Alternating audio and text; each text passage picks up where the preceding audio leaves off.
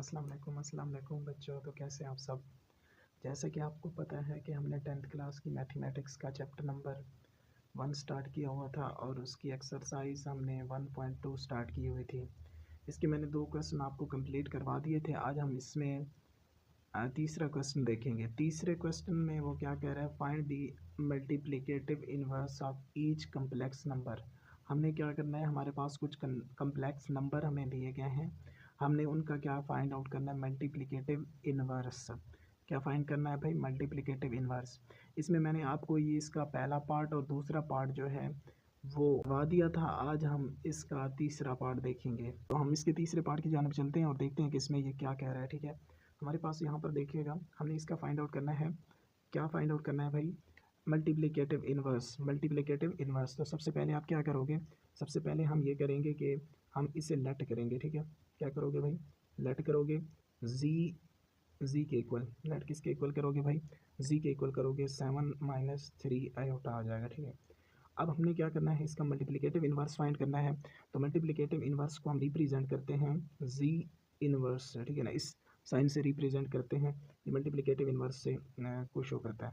Multiplicative inverse इसी का क्या होता है, उलट होता है। ठीक है, इसी का क्या होता है, उलट होता है। तो ये इसका क्या आ गया है, मल्टीप्लिकेटिव इनवर्स आ गया है। लेकिन हमने क्या करना है, हम पीछे जो क्वेश्चन करते रहे हैं उसमें हमने ये देखा है कि ये जो आयोटे वाली टर्म होती है ना, ये डिनोमिनेटर में नहीं होनी चाहिए, डिनोमिनेटर में नहीं होनी चाहिए। ठीक है, तो अब हम क्या करेंगे, इसका क्या लेंगे, कम्प्लेक्स कॉन्जुगेट लेंगे और उस इसके यानी जो हमारे पास नोमिनेटर यानी डिनोमिनेटर है ना, इसका जो मखरज है इसमें आयोटे वाली टर्म नहीं होनी चाहिए। तो इसका हल क्या है, ये मैंने पीछे भी बहुत से क्वेश्चन में इसके जो डिनोमिनेटर है ना उसको हमने क्या बनाना है, यानी उस मखरज को हमने क्या बनाना है भाई, नातिक बनाना है। ठीक है, तो अब हम क्या करेंगे, 1/7 - 3 आयोटा करोगे। सही है, इसको ज़रब दे दोगे इसी के उलट के साथ, मतलब यहाँ पे कंजुगेट के साथ। यहाँ पे प्लस है ना, यहाँ पे क्या है, प्लस है, यानी ये माइनस है, तो यहाँ पर क्या आ जाएगा, प्लस आ जाएगा और भी बन जाएगा 7 + 3 आयोटा। ठीक है, 7 + 3 आयोटा। अब हम क्या करेंगे, G inverse is equal to, हमारे पास बन जाएगा ऊपर वाले को ऊपर वाले के साथ ज़रब दें तो ये बन जाएगा 7 + 3 आयोटा।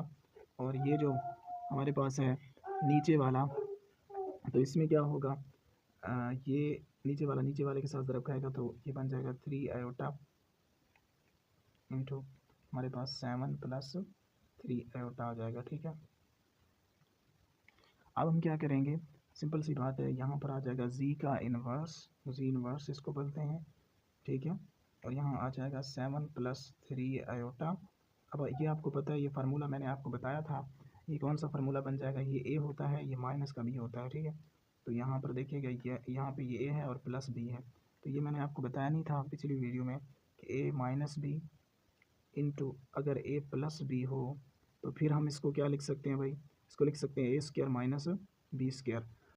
तो अब ए स्क्वायर की जगह क्या आ जाएगा, 7 का स्क्वायर आ जाएगा और माइनस आ जाएगा, और b² की जगह आ जाएगा 3 आयोटे का स्क्वायर, 3 आयोटे का स्क्वायर आ जाएगा। तो आगे हम चलते हैं और इसको देखते हैं। तो अब यहाँ पे क्या बन जाएगा हमारे पास, जी इनवर्स इज़ इक्वल टू, ये बन जाएगा 7 + 3 आयोटा ओवर, ये बन जाएगा 7 को 7 के साथ ज़रब दोगे तो 49 बन जाएगा, माइनस आ जाएगा 3 को 3 के साथ ज़रब दोगे तो 9 बन जाएगा। ठीक है, और आयोटे का क्या आ जाएगा, स्क्वायर आ जाएगा। तो जी इनवर्स हमारे पास क्या आ जाएगा, जी इनवर्स आ जाएगा 7 + 3 आयोटा।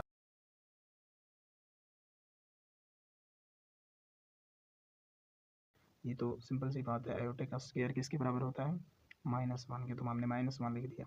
अब G inverse is equal to 7 + 3 iota over क्या करोगे, यहाँ पर देखिएगा, सही है।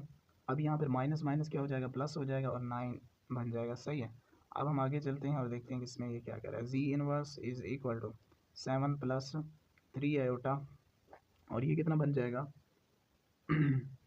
ये बन जाएगा, सही है। तो जी इनवर्स हमारे पास कितना आ जाएगा, इसको आप इस तरीके से भी लिख सकते हैं, 7 प्लस अलहदा अलहदा बेटा आप इसका क्या कर दोगे, कर दोगे। ठीक है, तो ये हमारे पास क्या जी। तो अब हम इसके फोर्थ पार्ट की जानिब बढ़ते हैं और इसमें ये क्या कह रहे हैं इसको थोड़ा सा अंडरस्टैंड करते हैं, ठीक है। हम जी तो हम क्या करेंगे, सबसे पहले तो आप लेट करोगे z इज़ इक्वल टू 5 का अंडर रूट -4 का अंडर 4 आयोटा, ठीक है। अब आप क्या करोगे, इसका कम्प्लेक्स कॉन्जुगेट लोगे, तो कम्प्लेक्स कॉन्जुगेट को हम इस साइन इसको जी इनवर्स पढ़ा जाता है, ठीक है। तो ये आ जाएगा कितना, इसको हम बटे में लिखते हैं, क्या करते हैं भाई, बटे में लिखते हैं, इसी को हम उल्टा देते हैं, ठीक है। तो ये बन जाएगा 5 का अंडर रूट -4 आयोटा, ठीक है, 1/5 का अंडर रूट -4 आयोटा। अब आपने क्या करना है, मैंने आपको बताया था कि अब ये जो मतलब कम्प्लेक्स है ना, कम्प्लेक्स में ये जो इसका इमेजिनरी पार्ट है वो किस में आ रहा है, वो बटे में आ रहा है, तो ये हमें नहीं चाहिए, ठीक है, बटे में नहीं चाहिए, बल्कि इसको ख़त्म करना है। तो कैसे ख़त्म करोगे भाई, ये वैसे का वैसे आ जाएगा 1/, आपने क्या करना है 5 का अंडर रूट -4 आयोटा, इसको ज़रब दे देनी है किसके साथ, इसी कम्प्लेक्स कॉन्जुगेट के साथ। कम्प्लेक्स कॉन्जुगेट का मतलब क्या होता है कि यहाँ पर अगर माइनस है, ये सेम रहेंगे, दोनों सेम रहेंगे, यहाँ पर अगर माइनस है तो इधर क्या आ जाएगा प्लस, ऊपर भी और नीचे भी, ठीक है, ज़रब भी दे देनी है, तकसीम भी कर देना है। तो अब आप आगे देखिएगा तो z inverse is equal to, ऊपर वाले को जब आप ज़रब दोगे तो 5 का अंडर रूट आ जाएगा +4 आयोटा आ जाएगा, ठीक है। अब नीचे वाले का कैसे, a का स्क्वायर बन जाएगा, ये तो मैंने आपको पीछे बताया, ये जब a इसके साथ, ये देखो ये a माइनस बी की कंडीशन में आ गया है और ये a प्लस बी की कंडीशन में आ गया है, तो इसको हम लिख सकते हैं 5 का अंडर रूट माइनस का स्क्वायर -4 आयोटे का स्क्वायर। तो ये हमारे पास इस कंडीशन में आ गया है जी। तो ये हमारे पास बन जाएगा z inverse is equal to 5 का अंडर रूट प्लस यानी 4 आयोटा। तो यहाँ पर देखो जजर ये इस तरीके का था ना, मतलब अंडर रूट के ये 5 का जजर ऊपर क्या था, इसका स्क्वायर, तो ये किसके बराबर आ जाएगा, ये 5 के बराबर आ जाएगा, ठीक है। जजर मरबा क्या हो जाएंगे कैंसिल, और यहाँ पर 4 था, 4 का स्क्वायर 4 आयोटे का स्क्वायर, तो 4 4 16 हो जाएगा, आयोटे का स्क्वायर आ जाएगा। अब आपको पता है ये तो मैंने वैसे का वैसे लिखा है, यहाँ पर ये जो आयोटे का स्क्वायर होता है वो किसके बराबर होता है, वो होता है -1 के, ठीक है। अब माइनस को जब आप -1 के साथ ज़रब दोगे तो माइनस माइनस कितना हो जाएगा, प्लस हो जाएगा।